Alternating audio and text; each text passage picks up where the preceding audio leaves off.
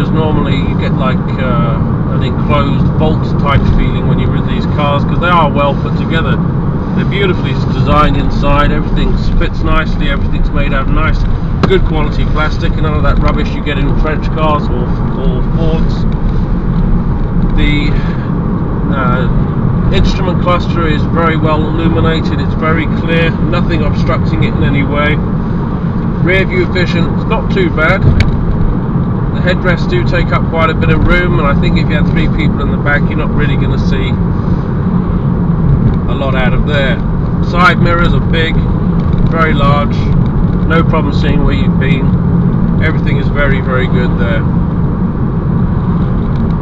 All in all, this is a very attractive car, and it drives very beautifully indeed. It's got 6 gears, and that 6-speed really comes in handy on the motorway. It's a very smooth ride. The steering's very tight, very responsive. Give the car a bit of a shake, it's really quite sturdy. It doesn't bounce or boat around all over the place. It does feel that the steering is responsive, and you're not going to turn the car this way and everything else rocks and rolls all over the place. It's a beautiful car to drive, but the noise that I'm getting from underneath the car now, it's really spoiling the driving experience. It is very noisy. Now let's see what we're like on the corners. No better place than a roundabout. Chucking around this roundabout now, steady 25 miles an hour. I wouldn't say it's fantastic on the corners. For a small car, it almost feels a bit sluggish. It certainly doesn't lean over, and it does dig in. There's no torque steer as you accelerate out of a corner,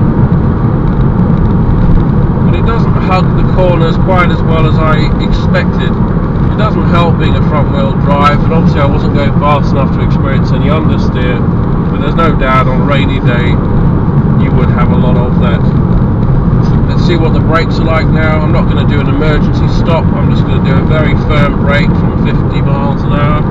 3, 2, 1. Well, the brakes are certainly balanced and they are synchronized, but I didn't really feel that I had the ability to apply a gradual pressure, and the car's only done 40,000 miles, so the cornering's not superb and the braking's not great.